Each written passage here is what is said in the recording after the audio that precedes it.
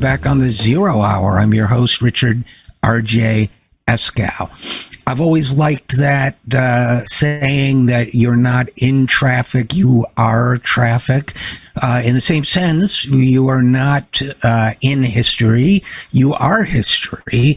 And it's in that spirit that I believe my next guest's book was created, but she will tell us. It's been a while since I've spoken with historian Keri Merritt. It's always a pleasure to speak with her. And she is the co-editor of this book, which if you're watching on video, you can see I'm holding in my hand, called After Life, A Collective History of Loss and Redemption in Pandemic America. And with that in mind, Keri Merritt, welcome back to the program. Thank you so much for having me.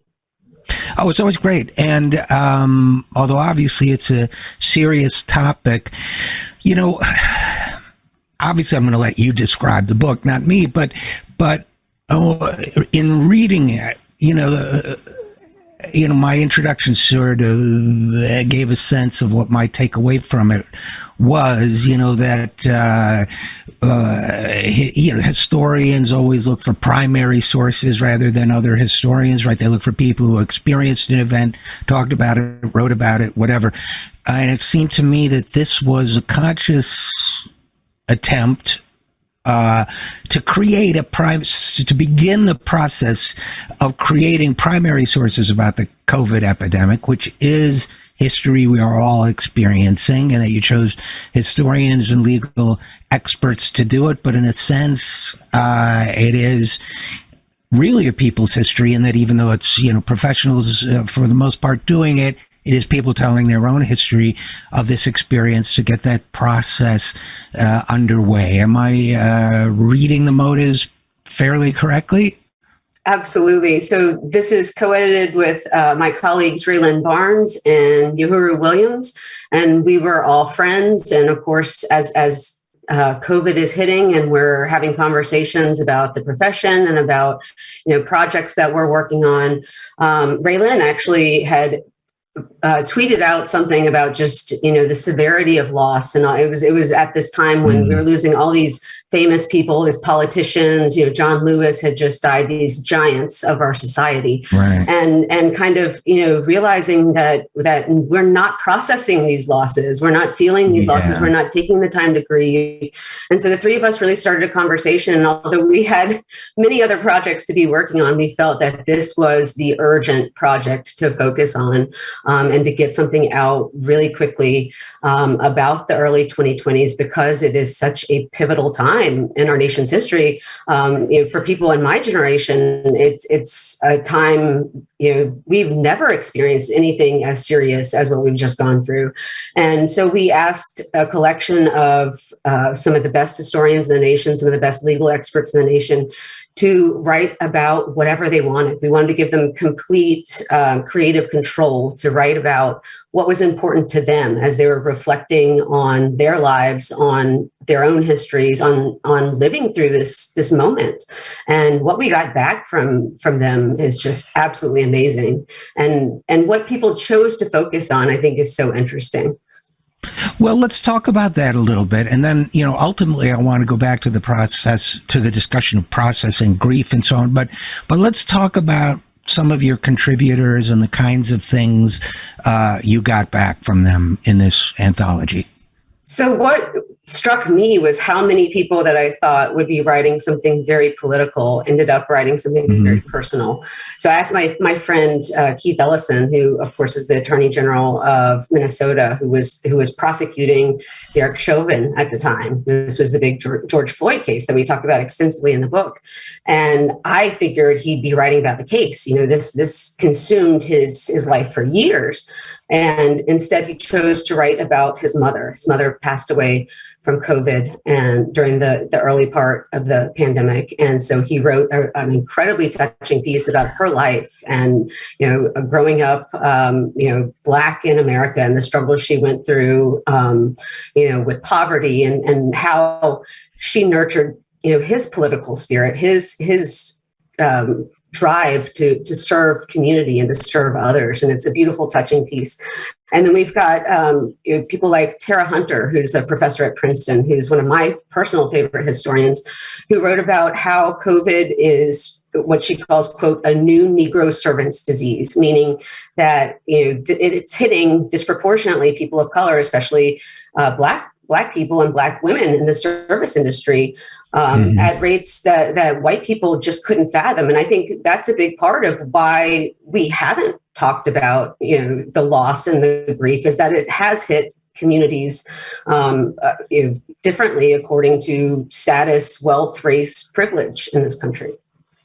Well, I think that's right. And it seems to me another dimension of it, too, is classism, right? That the people who run this country, the people who report on the events of this country, they are not working, they're not delivering groceries, they're not driving Ubers, so people who are poorer, who have less access to, who of course are also disproportionately Black and brown, but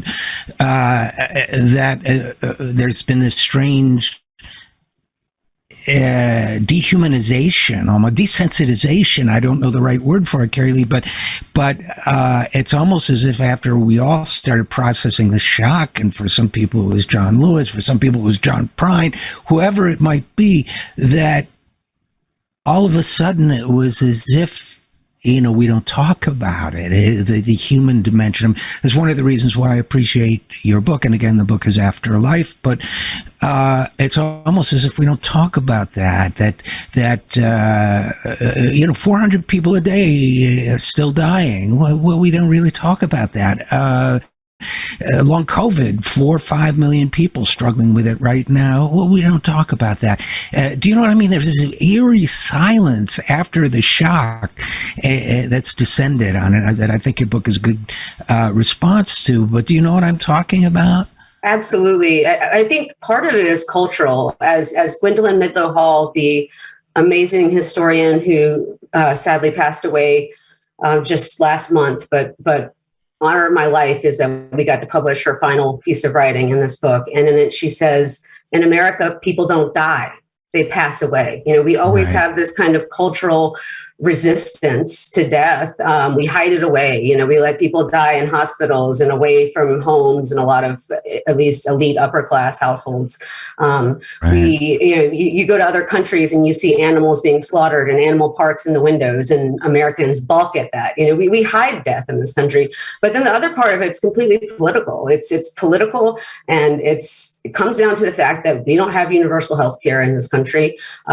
Even now, under Democratic leadership, we do not have a strong contingent of political leaders pushing for universal health care at a time where we have lost so many Americans, so many people in this country. And as you said, we're going to be dealing with the ramifications of long COVID for years, decades to come. And we're lacking completely the infrastructure to deal with it.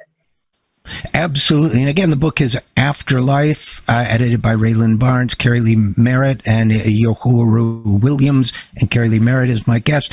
It seems as if one of the side effects of this pandemic is that when we've done things that are progressive, whether it's providing free vaccines and testing, or whether it's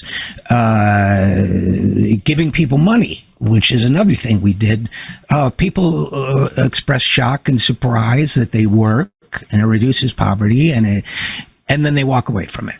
And again, the human dimension of the suffering somehow gets entirely left out of it. And I think you're right. I think it requires a kind of collective amnesia to keep the health system we've got, right? Because even in a quote unquote good year, the latest study says 61,000 people die from lack of insurance, and God knows how many from inadequate insurance. Well, if you think about the human dimension of that pain, you couldn't support the system they want us to support. So I think you're right. I think there's a tremendous political dimension to it. Now, you and your co-editors reach for diversity, it seems to me, of thought and of background in terms of who you invited to contribute. How do you think that diversity reflects itself in the book. That was probably one of my favorite things about the book, is that a lot of times with history collections, you'll see it's all Ivy League professors who tend to be from one type of background. So this is something that we were very, very proud of. And we have, the people that we have are just amazing writers in their own right. We have Pulitzer Prize winners, all sorts of amazing different award winners as writers.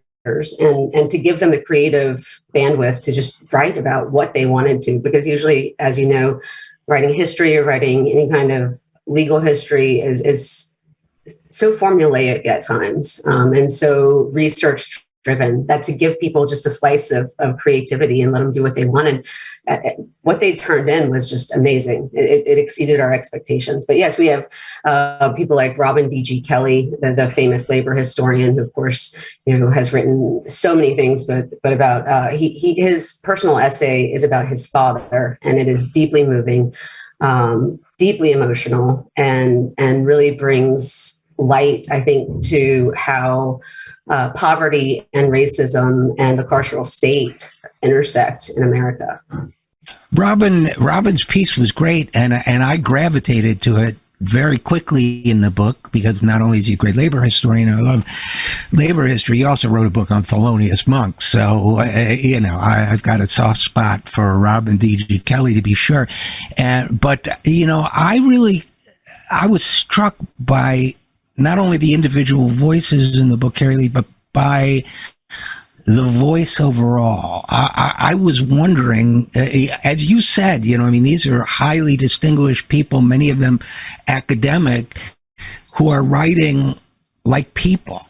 I don't mean to disparage academia, except a little bit, by saying that, academia has, except for the best academics, has a kind of coded language, intentional obscurantism and all that. But these are people who really bared their souls in a lot of cases. Keith is one, and Robin D.G. Kelly is another. And I can't help but ask, there must have been something in the way that you and your co-editors approached people that gave them permission, I don't know the right word, or the freedom to express themselves in that way, because each and every one of the people in the book could have written a brilliant academic and highly readable essay about the nature of COVID and the prehistory, the leading up to it and everything else as it existed in that moment, and the cultural reasons why we've reacted the way they did. They're all capable of doing that, and yet they really bared their hearts. And I'm just wondering, how did you guys hit them up for this, that they opened up that way? It's amazing. I think part of it was personal relationships. We asked people that we personally knew, that we very much respected, and then we phrased it pretty much how you did there. We just gave them complete creative control and said that we wanted them to write the way they wanted to write, wanted to focus on anything they wanted to focus on, to pick what mattered to them. And, that this was going to be their chance to leave essentially a primary source, So I think a lot of people did kind of treat it as it was their own personal diary, or something that they would hand down to their children or throughout generations in their family. And a lot of these are just little micro histories in a lot of ways. And they all, they'll take these micro history stories and then relate them to the larger narrative in some way. And I think that's what's really great about them, is that even the most personal does take that personal story and connect it to what's going on in America, whether it's through COVID, whether it's through, what we've been through with Donald Trump. That's another whole facet of the book that even as kind of, it's almost like another cultural amnesia that we're going through now. Like that didn't happen. So we talk extensively about, that and January 6th and the 3 Wednesdays in January that kind of defined, the scariest point in our nation's political history in recent memory. We talk about Black Lives Matter and relate everything that's going on, with whether it be Native American rights and what's going on in Standing Rock. We had Mary Catherine Nagel and Phil Deloria, Native American scholars, write incredible pieces. So, and it seems as if this book takes place in a moment where more and more, I wouldn't say majority, but more and more Americans of all kinds are recognizing that we are not exceptional, in the sense that we are part of human history, and that what other countries have gone through historically, whether it be wars, whether it be civil wars, whether it be bitter social divisions, whether it be plagues, whether racism, poverty, that it seems to me, I've been following this and writing this stuff for a while now, and it seems to me like people are beginning to penetrate the curtain a little bit. It seems to me, I don't know if this was conscious on the part of you all or not, but it seems to me as if this book is another way to penetrate the curtain of emotion as well as perception that says, hey, we're good. Because that's what I took away from this, is that, no, this is a moment of great stress and loss. And these are people who study history, who know about his great moments of stress and loss over time, saying by their own act of opening up, we are in one, and we are no different than anybody else in that sense. Do you get what I'm driving at? Oh, absolutely. I mean, that was one of the biggest factors in us trying to get this book published, was that it did seem to be this bizarre dearth of grief, right? It was almost, again, I feel like I've been gaslit by the government, by mainstream media, that right. this massive amount of death, this massive amount of suffering, the 2.5 years that we essentially shut our lives down, that some of us are still shutting our lives down, that the year that my children didn't go to school, all of these losses in so many different ways that have never been actually dealt with, not just in a mental capacity, but in an emotional capacity. And we see what happens. We know what happens. The connection between the mind, the body, PTSD, psychologically, what happens. Those kind of things start, if you don't really process your grief and deal with your grief, those things will start showing up as physical ailments, as physical symptoms. And so there are multiple reasons to actually take a moment as a nation and deal with and process the grief, feel the loss, feel the sadness, connect to other human beings, again, and try to rebuild a sense of community in this nation. I'm so glad you mentioned the sense of community, because, one of my own experiences of this was because I have a couple chronic diseases. I'm at high risk, and there came a point fairly early on in the reaction to this when it seemed as if the collective decision was being made, you're dispensable. For me, this is my own personal experience, you're dispensable. Which, trust me, first of all, my melatonin levels or melanin levels suggest I've had some privilege in my life, but to suddenly have that perception, and even little things like the neighborhood, like next door or whatever, where people are saying, well, no, we're not going to stay far apart from you, even if you're at risk. Too bad. It was personal. It was political. Instead of community, we were sort of, and then of course now there's the anti-vax versus vax, but it seemed as if our sense of national community and the preciousness of supporting one another was not, I wouldn't say shattered, but deeply damaged. It definitely took a few hits to the fuselage in all of this. And, I'm not sure. I bring this up just to say, first of all, that it was, I have to be honest, even though men of my generation were told not to express strong emotions, it was very painful. It was hurtful, distressing, and I think a lot of people are processing a lot of different kinds of hurt right now. That's mine, but the memories that have been brought up, the traumas that have been brought up, the disregard, and I don't know exactly what we do about it except keep doing things like what you're doing. And I'm sorry I've talked too long since you're the guest, but I just wanted to put that out there. No, I'm so glad you did. I mean, this is exactly what the book is supposed to do. This is the kind of almost confessionals that need to happen, right? That people describe their realities, what's happened to them personally under the last few years, and again, I can feel the emotion in your voice. I can tell how painful that had to be. And again, it's every single person in this country has stories like that. They may be different. They may be loss of a loved one. They may be loss of a job, a career, an identity, a marriage. But everyone has faced loss during this pandemic. Everyone has faced immense loss. And unless we actually deal with it, again, the rates of deaths of despair are going to climb, to rates that we can't even fathom right now.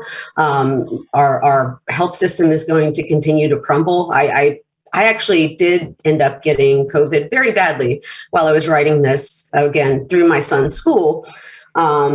Once we kept him out for a year, finally sent him back and immediately got it. And I was very sick when I was writing my own essay and actually ended up getting long COVID, where I had some real processing problems in my brain. And I couldn't speak very well for months and months and months. I could write. And so that was my one saving grace, but I had real problems communicating through speech for several months. And, so this is something very personal to me, but in thinking about all this too, I'm super privileged. I have health insurance. I live in a major city. I have access to doctors. I have access to a hospital, something that most Americans, are driving hours and hours and hours to get to, if not days in some places where, rural hospitals have just been completely eliminated. Yeah. I unfortunately have had to spend some time with a loved one in the hospital recently in the last month or so. And you can even see I'm in the Southeast best hospital, and you see the toll that it has taken on the workers there, the amount of workers, the stress on the workers who actually show up. It's not good. It's not good. It's not sustainable. And the fact that we have done nothing politically to address just the absolute catastrophe that we are going to be facing from a healthcare perspective. And again, healthcare is going to bleed over into not only labor problems, economic problems, but politically, we are putting ourselves in a horrible position to be taken over by fascism. I mean, this is fascists are smart. They're watching. They're letting people get worn down. They're letting people get physically sick, and that's when they strike. And I think that's something that a lot of people are not talking about, and that's something that we need to be aware of. And despair is a breeding ground for fascism. And we're letting people slip into despair by not helping them. And that actually gets me, Keri Leigh, to a question I wanted to ask you about. In the making of this book, I think and talk a lot with people about the people that anti-vaxxers, for lack of a better term, the people who don't trust, the idea of getting a vaccine, much less several. Don't trust the CDC, don't trust the government, the people who may be, primarily but not exclusively white people, who many of them rural. So as you say, the difficulty accessing healthcare, many of them suffering from rising rates of those deaths of despair. You've written a lot about the South, the history of the South, many of them in the South. And I think about the fact that I don't trust pharmaceutical companies. I'm fully vaccinated. I've also had monoclonal antibodies, but there's a kernel of truth to the mistrust. They aren't being helped. They aren't being given hope. They you want to talk about fascism, I mean, that's ideal breeding ground.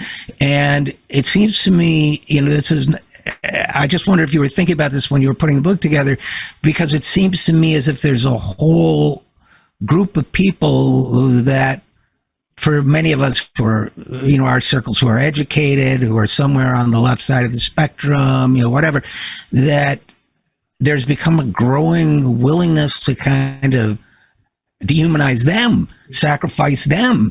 I say, well, one last, proto-fascist or whatever, when I think, seems to me, we should be bringing them into the circle of concern.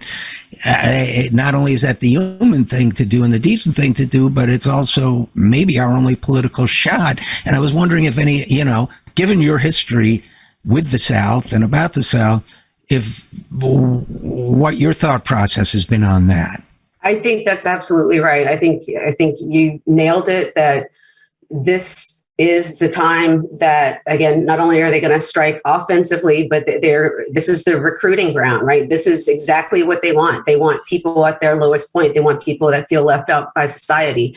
They want people who feel forgotten. And so, again, you can take all of these little sound bites of critical race theory and banned books and all of these things and make it sound, like the government's out to get these people. And I think what we have kind of fallen into complacency now that Trump is gone. And I think it should have been the opposite way, because what we just saw was a tryout, right? Was a rehearsal. And we still haven't punished those people. We still have not punished those people, the people at the highest echelons that committed these crimes. We have not punished them. And as a historian of slavery and Reconstruction, I could tell you exactly what happens when you don't punish the people who are in charge of leading the insurrection, is that they're back in power within a few years. And they're not only back in power, they're back in power with an iron fist. They are pissed off and they are ready for revenge. And so that's what's going to happen, only it's going to happen with a smarter person than Trump, with a smarter group than the Trump mob group, and people that are actually able to accomplish the goals that they set out to accomplish. And that's incredibly scary. And it seems to me I totally share your fear, and it seems to me that by focusing on the lower down people, the moron in the shaman outfit or whatever, instead of the people really responsible at the top, that I shouldn't have mentioned the shaman. I'm thinking more of like some of the regular people who were out there that day, January 6th. They didn't think they were leading an insurrection, right? They thought, so when liberals or whomever, when lefties say, well, you tried to overthrow the government of this country, they thought they were fighting to protect the government of this country. So you can't stop incipient I'm sorry, this is me ranting again, but you can't stop incipient fascism by assuming everybody knows what you know and thinks what you think. The only way to do that is to go straight to the top and say, Steve Bannon said, they're not talking about this 6 months before the election. If Trump loses, he's going to say he won. Why aren't they talking about that? That's what fascists do, right? Trump is just a lazy fascist. So like you said, and he's not as determined as some of the others might be, but, by making martyrs of, whoever the woman was who, got shot or whatever, instead of saying, no, look, this is systematic. But Keri Leigh, and then, I guess I'll let you have the last word, but it seems to me as if, and not only do you have to go after the people at the top, but you have to help everybody else. That if I live in a town that's dying in Iowa or in West Virginia or somewhere else in the country, and nobody seems to give a damn, and nobody's really helping, and nobody's talking to me. Somebody talks to me and says, it's those migrants, it's those Jews, it's those, blah, blah, blah. I'm like, if I make, ignorance is not a mortal sin, right? If I'm like, oh, okay, at least that makes sense. It has an internal logic. If we don't talk to those people, people, and B, help them as we, then that to me is the worst breeding ground for fascism of all. But what do you think? Oh, you're absolutely right. I mean, you can't fault somebody for being born into a white supremacist culture and educated in a white supremacist school system and living in a white supremacist family and friend group. It takes, I can personally tell you, it takes a lot of work to get out of that, a lot of personal hard work. And most people are not lucky enough to get to that point of even having the access of the tools to get out of that mindset. And so you can't fault people for doing that. And that's what we've seen with the most successful civil rights movements in this nation's history, is that whether it's Native Americans, Black Americans, there have always been coalition building as a goal. And they have always tried to recruit people, poor whites and lower middling class whites, whites who feel left out of society, that should be banding together with people in an interracial way over things like the economy or labor rights. And so this is a long history. SNCC during the 1960s in Mississippi they were recruiting Ku Klux Klan members into labor organizations because they realized that if you could at least appeal to them on their own interests, get them, okay, this labor organization is going to help you out, and appeal to them and show them how that they can band together and work together and achieve mutually beneficial goals, that they could start to crack the surface of white supremacy too. Because all you have to do is get people to realize common humanity. And I think that's kind of the baseline that we're back at again. And we're seeing it happen though. I think that's where you get little kernels of hope here, is a lot through the labor movement and all of the successes, small successes, but successes all over the US really, with these little pockets of labor power. Including coal miners. So, it's back to that. But I want to end on the book, Keri Leigh Merritt. So the book, again, first of all, your contribution was very brave. Your chapter in the book was brave and honest, and I commend that among others. But is there anything you want to say in closing? I mean, I can make the pitch to buy it when we're done, but anything you want to say in closing? I just hope that you all really appreciate everything that our writers did. They poured their hearts and souls out into this, and we are so incredibly honored that they shared their stories, and now that they are here for the rest of history.